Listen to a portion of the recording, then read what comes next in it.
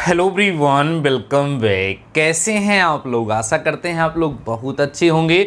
Dear student, जैसा कि आपको पता है कि यूपी पॉलिटेक्निक इवेंट सेमेस्टर के रिजल्ट्स आ चुके हैं। आशा करते हैं कि आप लोगों ने अपना रिजल्ट ज़रूर से ज़रूर देख लिया होगा। आप लोगों ने अपना रिजल्ट देखा है तो आपके कितने परसेंट हैं, आप अपने मार्क्स से सेटिस्फाइड हैं या नहीं हैं, कमेंट सेक्शन में मुझे ज़रूर से ज़रूर बताइएगा। डियर स्टूडेंट्स, आज के इस वीडियो में हम आप लोगों के लिए होने वाली बैक पेपर परीक्षा के बारे में चर्चा करने वाले हैं। डियर स्टूडेंट्स, इसमें बहुत सारे स्टूडेंट्स ऐसे होंगे जिनका ऑड सेमेस्टर में भी बैक लगा रहा होगा।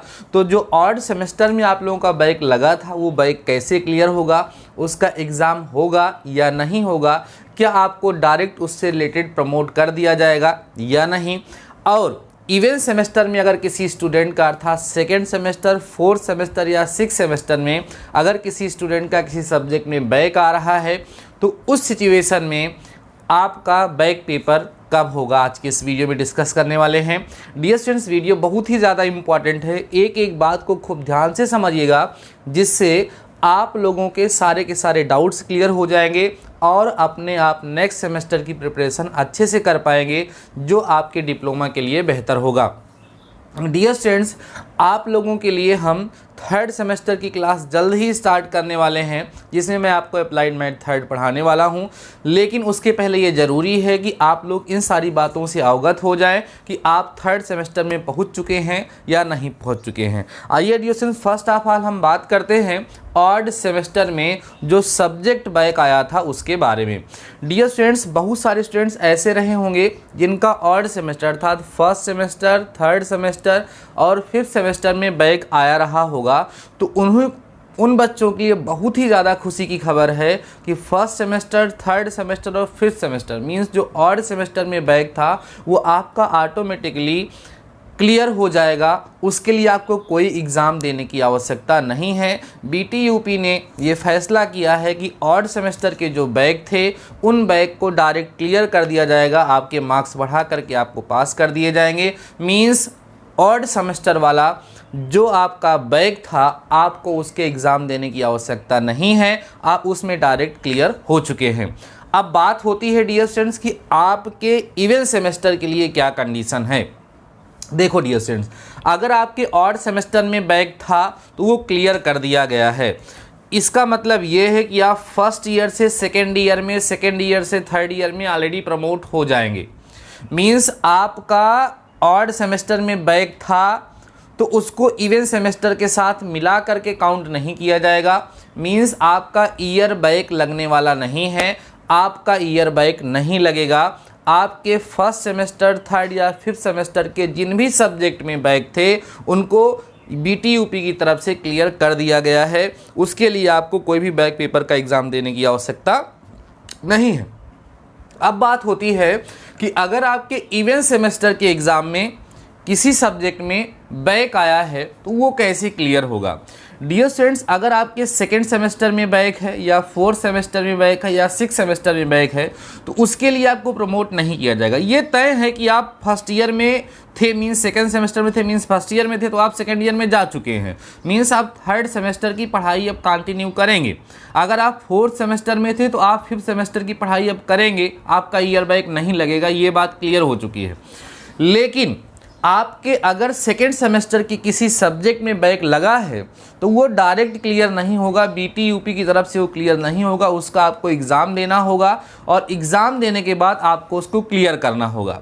अब बात ये उठती है कि सर ये जो बैक पेपर का एग्ज़ाम है ये कब होगा, तो ध्यान रखिएगा डियर स्टूडेंट्स, इसके पहले भी मैं वीडियोज़ के माध्यम से आप लोगों को अवगत करा चुका हूँ कि इवेंट सेमेस्टर का जो बैक होता है वो इवेंट सेमेस्टर के एग्ज़ाम के साथ ही होता है। मींस अगर आपका सेकेंड सेमेस्टर में बैक है तो अभी थर्ड सेमेस्टर में आपको उसका बिल्कुल बर्डन नहीं लेना है, क्योंकि थर्ड सेमेस्टर में आपको कोई भी बैक पेपर का एग्ज़ाम नहीं देना है। थर्ड सेमेस्टर में फर्स्ट सेमेस्टर वाले बैक पेपर का एग्ज़ाम होना था लेकिन फर्स्ट सेमेस्टर वाला आपका ऑलरेडी क्लियर हो चुका है। अगर आप फिफ्थ सेमेस्टर में पहुँच गए तो फिफ्थ सेमेस्टर के साथ फर्स्ट थर्ड का बैक होना था, जो ऑलरेडी क्लियर हो चुका है, उसको बैक देने की आवश्यकता नहीं है। मीन्स अगर आप थर्ड सेमेस्टर में गए हैं, फिफ्थ में गए हैं तो उस सिचुएशन में आपको बैक पेपर की कोई प्रिपरेशन नहीं करनी है, क्योंकि और सेमेस्टर वाले जो बैक के एग्ज़ाम थे वो ऑलरेडी आपके क्लियर किए जा चुके हैं।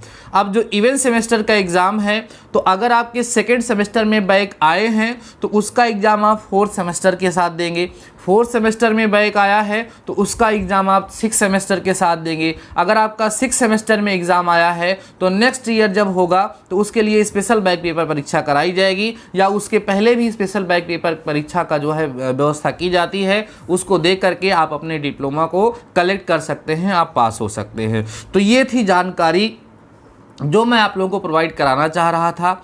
आशा करते हैं कि आप लोगों को ये बात स्पष्ट हो गई होगी कि जिस सेमेस्टर में आप थे उससे नेक्स्ट सेमेस्टर में आप प्रमोट हो चुके हैं और अब आपको अपनी पढ़ाई को कंटिन्यू करना चाहिए।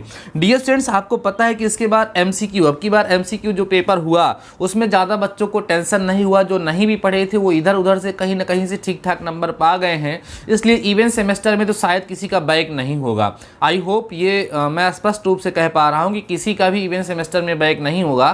खासकर सेकेंड सेमेस्टर के जो स्टूडेंट्स हमसे लगातार जुड़े हुए हैं उनका किसी सब्जेक्ट में शायद बैक नहीं होगा।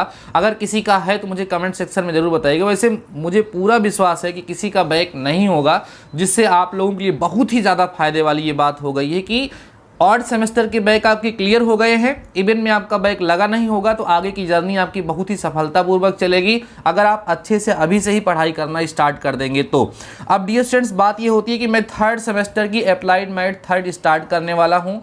जल्द से जल्द उसके सिलेबस के बारे में आप लोगों के साथ डिस्कस करके उसको पढ़ाना स्टार्ट कर दूंगा, क्योंकि डियर स्टूडेंट्स आपको बताया कि थर्ड सेमेस्टर की जो मैथ्स है ना वो अपने आप में बहुत ही लेंदी भी है और बहुत ही इंपॉर्टेंट भी है। अभी तक जो आप लोगों ने पढ़ा फर्स्ट सेमेस्टर और सेकेंड सेमेस्टर में, उसकी बात अगर की जाए डियर स्टूडेंट्स तो वो बहुत सिंपल टॉपिक थे जिनको ऑलरेडी कई सारे बच्चे पढ़ चुके थे जो क्लास 12th पास आउट थे। लेकिन अब आप लोग जो पढ़ने वाले हैं उसमें आपको बहुत सारी चीज़ें नई मिलेंगी, इसलिए नए उत्साह के साथ अपने लिए आप बुक्स की व्यवस्था कर लीजिए, कॉपी की व्यवस्था कर लीजिए।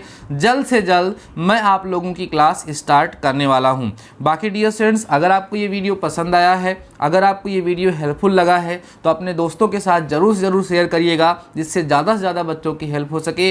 बाकी डियर स्टूडेंट्स, आज के इस वीडियो में बस आप लोगों से बस इतना ही कहना चाहूँगा, लेकिन एक खास बात और है डियर स्टूडेंट्स। हो सकता है कि बहुत सारे बच्चे ऐसे हैं जो रिसेंटली हमसे ऐड हुए हैं, हमसे जुड़े हुए हैं, चैनल पे नए आए हैं, तो उन लोगों के लिए मैं ये बताना चाहूँगा कि अगर आपको नोट्स वगैरह चाहिए या कोई लेटेस्ट अपडेट जो मैं आप लोगों के साथ शेयर करना चाहता हूँ तो उसको मैं टेलीग्राम के माध्यम से शेयर करता हूँ। अगर आप टेलीग्राम ऐप यूज़ करते हैं तो अच्छी बात है, नहीं तो आप टेलीग्राम ऐप इंस्टॉल करिए, उस पर सर्च करिएगा, अपनी आईडी बना के सर्च करिएगा डीडी मैथमेटिकल सॉल्यूशन। वहाँ पर आपको अपना टेलीग्राम चैनल मिल जाएगा और उसको आप लोग ज्वाइन कर लीजिए, जिसके माध्यम से मैं आप लोगों को बुक्स की PDF वगैरह प्रोवाइड करा दूँगा। जैसे हो सकता है कि मैं सिलेबस स्टार्ट करूँ तो आपके पास बुक ना हो, तो मैं चैप्टर वाइज PDF बना करके वहाँ आप लोगों को प्रोवाइड करा दूँगा।